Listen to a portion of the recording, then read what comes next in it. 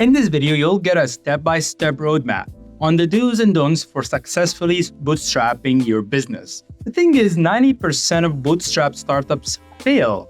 Even President Joko Widodo recently revealed that 42% failed due to lack of demand and the rest failed due to lack of funding. But let's just face it, that's just one part of the nightmare. The wave of layoffs has devastated tech giants like Linkaja, Grab, Zenus, Chitspat, Jday.id. But bootstrap startups like yours face an even graver reality. One wrong move and it's game over. However, experts like Jason Fried argue that bootstrap startups have a greater chance of success because founders are more cautious with their own money. They often say, "You're lucky you haven't raised funds." I am not so sure on the lucky part though. Let's be real. This means you're in constant state of fight or flight, battling to make every dollar count.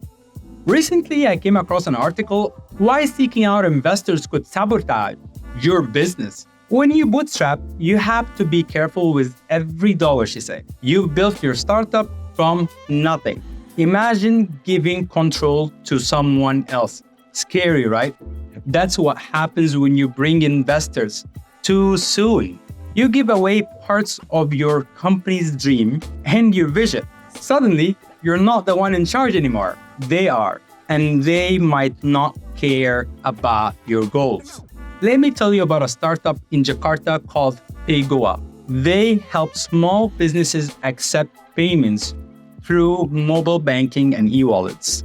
But here's the shocking truth. They have turned down over 20 venture capital firms. Why? Because they see the dangers that you as an entrepreneur might not see. Paygua's low cost for getting new customers allows them to build an efficient business.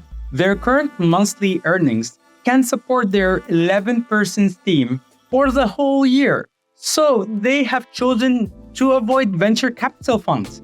Paygua isn't the only one taking this risky path. Orderkuota processes 250,000 transactions daily without outside funding.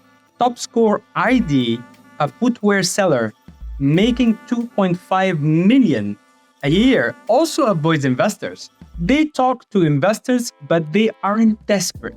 They know how risky their situation is. So far, bootstrapping sounds good, right? Keeping full control and no outside interference? Well, let's not go ahead of ourselves. Not all bootstrap startups succeed. In fact, majority fail. According to Alejandro Cremades, the author of The Art of Startup Fundraising, and he is a serial entrepreneur as well, he said there are several challenges that can arise. The first challenge is running out of money. When you bootstrap, you risk running out of money because it's almost impossible to know what you need. Operational challenges or unforeseen payment delays from clients. In fact, being limited on a budget or running out of money will constrain you from fulfilling large orders. It might affect even your customers' loyalty if you cannot deliver product promises. And your good employees won't even stay forever if you can't pay them. Obviously, there might be critical tweaks need to be done early on your business to overcome these serious problems, which I will go to it later in this video. The second challenge Cremades mentioned is bootstrapping requires founders to take on multiple roles with the company due to limited budgets, obviously wearing many hats. And that's because you have less budget to hire top talent and retain them. Your stock options might not carry much weight as well. The third challenge is basically early profitability, which is going to be a concern for bootstrapping startups. Take Stoko as an example, a startup that failed even though it used bootstrapping model. Stoko is a startup that provides supply chain services for food and restaurant needs in Indonesia. The main problems they faced, including cash flow issues, is that they had difficulty managing their finances and making it difficult or hard to pay for their suppliers and to cover their operational costs. They also struggled with managing rapid growth and expanding too quickly and being unable to handle increased numbers of customers. Another challenge comes from Binar Academy. They chose to bootstrap to control their finances and build a stable, self-sustaining business. But then, they had to lay off 20% of their employees to prepare for economic uncertainties. Think about the fear and uncertainty this caused among the rest of the employees. They didn't know if they would be next. The last challenge is the market congestion, which is a major issue. With 5.4 million new businesses created every year in Southeast Asia, the pressing question is, how can you acquire customers and compete with other startups that have bigger marketing budgets? Fortunately, there are strategies to tackle all of these challenges and grow your bootstrap startup on a minimal marketing budget. Here is what the experts are saying. Number one is starting with avoiding the mass targeting. It's more effective to narrowcast by targeting only those consumers who are most likely to buy your product. Take Daniel Katz, for example. He's the founder and CEO of the vegan protein bar. He successfully used this strategy by focusing directly on national retailer rather than broad audience. He emphasizes the importance of bootstrapping until you're profitable and targeting the right market to save time and money. The second effective strategy is smaller startups have the advantage of building more of a personal relationship. Seth Godin and the late Jay Levinson, authors of Guerrilla Marketing for Home-Based Businesses, highlight the importance of personal connection. As a business owner, you can cultivate bonds with customers and peers through exceptional customer service, collaboration, and even networking. Which brings us to the third strategy. Social media is a powerful tool for generating leads, and it's practically free. If you use it correctly, you can generate and educate tons of content that will entertain and engage your audience regularly, which should provide enough value to your audience to make them have a good relationship with you and with all your products. For instance, in the early days of Briogeo, a hair care startup, they launched a hair quiz on their website, posted it across their social media. The quiz went viral because it's valuable. This quiz helped customers to find the right hair care product based on their specific needs. By doing this, Briogeo not only improved customer service, but also reduced unnecessary returns. By finding creative ways to use your resources wisely, you'll build loyal customers. This is a customer-centric approach. The fourth strategy is focused on the market saturation challenge.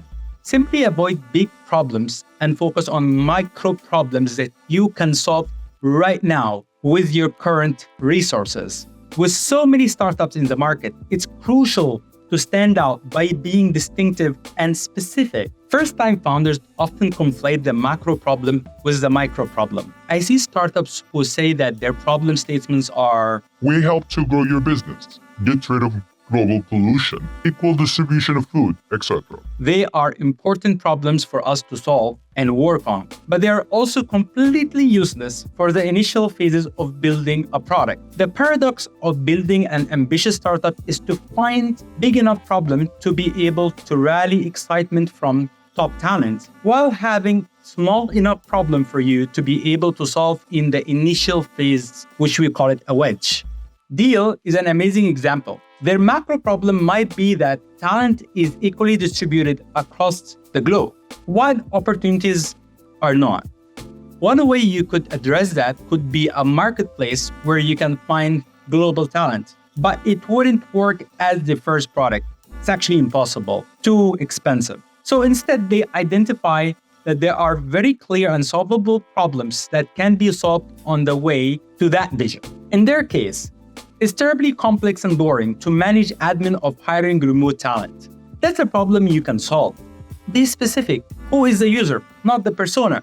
And what is the problem they are having? In Indonesia, there's a bootstrap company called HashMicro. Luciana, the founder of HashMicro, said that startups should focus on developing products that will sell. Many founders want to scale quickly and create many products, but this often leads to divided focus and wasted efforts. When HashMicro started, they focused on providing key solutions their target market needed. This approach is called product market fit. They also invested in branding and organic marketing, such as SEO and YouTube channel. And their market reach and product quality improved.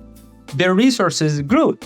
For bootstrap businesses, there is a lot at stake, including limited funds. Luciana explained all their business strategies are based on efficiency. Their initial resources were limited, so they had to make the most of what they had. After achieving profitability, a bootstrap company needs to think about wise spending strategies. Luciana emphasized reinvesting in profitable businesses strategies, which many startups, especially those funded by investors, use a burn money method to gain traction, which is a short-term and does not guarantee stable revenue. While bootstrapping comes with its own set of challenges, it offers a viable path to success for many startups by fostering financial discipline, resilience, and a deeper connection with your business. So, are you struggling with limited funds, hiring challenges, or even marketing issues? Or you're not sure how to get early profitable? Share your struggles in the comments below.